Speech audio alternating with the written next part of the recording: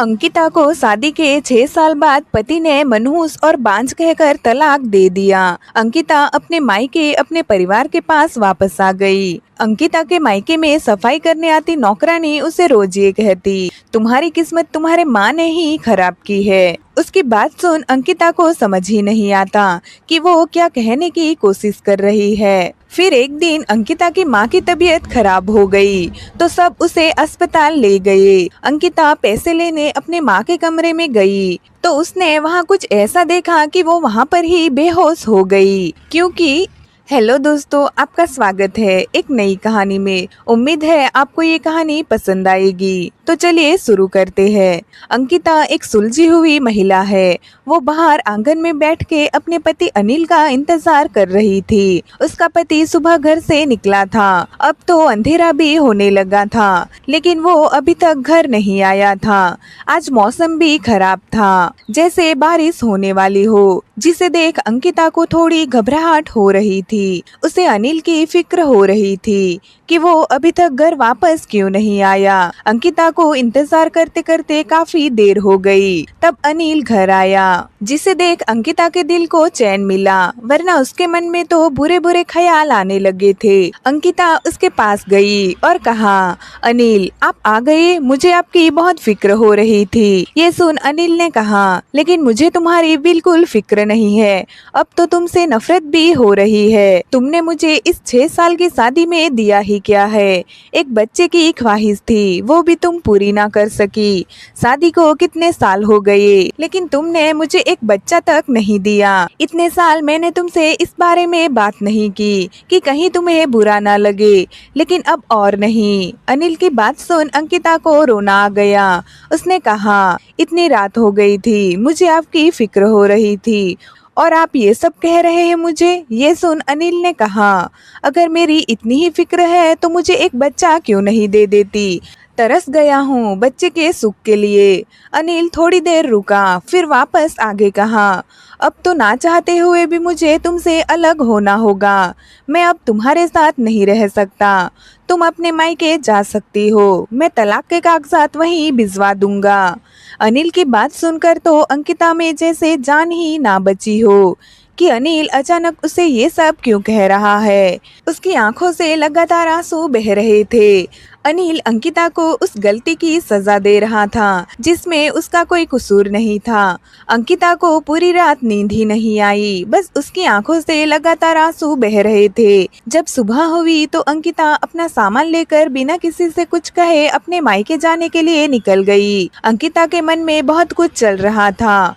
अगर उसके माता पिता को पता चला कि अनिल ने उसे छोड़ दिया है तो उनके ऊपर क्या बीतेगी, वो इस बात को कैसे बर्दाश्त करेंगे। यही सब सोचते हुए वो अपने मायके आ गई। अंकिता जब घर पहुंची तो देखा कि उसके माता पिता बाहर आंगन में ही बैठे थे। अंकिता को देख उसके पिता उसके पास आए और पूछा, क्या हुआ बेटा, तुम सुबह सुबह यहाँ, सब ठीक तो है ना। ये सुन अंकिता ने कहा, कुछ भी ठीक नहीं है पापा, अनिल मुझे तलाक दे रहे हैं। ये सुन अंकिता के पिता वहीं बैठ पड़े। अंकिता और उसकी माँ ने मिलकर उन्हें संभाला, लेकिन उनकी हालत लगातार बिगड़ रही थी। वो लगातार सीने पर हाथ रखकर करहा रहे थे। घबराए हुए घर वाले उन्हें तुरंत अस्पताल ले गए। डॉक्टर ने कहा, अभी उनकी हालत खतरे से बाहर है, लेकिन ज्यादा तनाव बिल्कुल मत देना। अंकिता के पिता कुछ दिन बाद ठीक हो गए तो उन्हें घर लाया गया। अस्पताल से लौटकर घर में सब कुछ बदल गया। घर का माहौल भारी हो गया था। इन्हीं दिनों रोज सफाई करने वाली नौकरानी अम्मा हर बार अंकिता को देखकर कहती,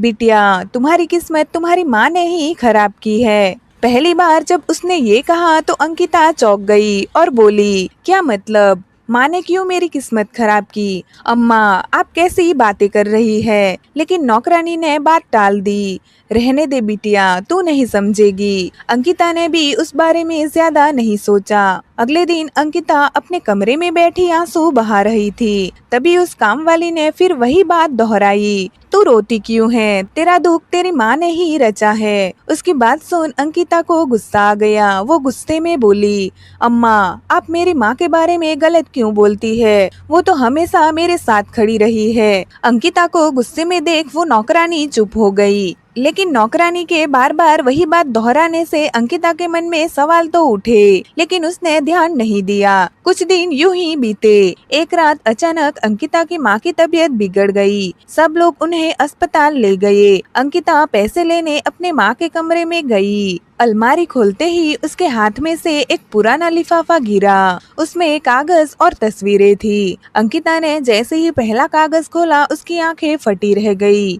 उसमें लिखा था, अंकिता मेरी नहीं, मेरी सौतेली बेटी है। ये पढ़ते ही अंकिता के होश उड़ गए और वहीं बेहोश होकर जमीन पर गिर गई। अंकिता को जब होश आया तो वो अपने कमरे में थी। उसके मन में सवालों का तूफान था। क्या सच में माँ मेरी असली माँ नहीं है? फिर नौकरानी क्यों बार बार वही बात कहती थी? अगले दिन नौकरानी फिर आई और धीरे से बोली, देख बिटिया, तू चाहे माने या ना माने, पर सच यही है, तेरी माँ ही तेरी दुखों की वजह है। उसने ही तुझे बदकिस्मत बनाया। ये सुन अंकिता ने गुस्से में चिल्लाकर कहा, बस करो अम्मा, मैं आप पर यकीन नहीं करती। मेरी माँ ऐसी हो ही नहीं सकती। अंकिता अभी भी अपनी माँ पर ही यकीन कर रही थी। ऐसे ही कुछ दिन बीत गए।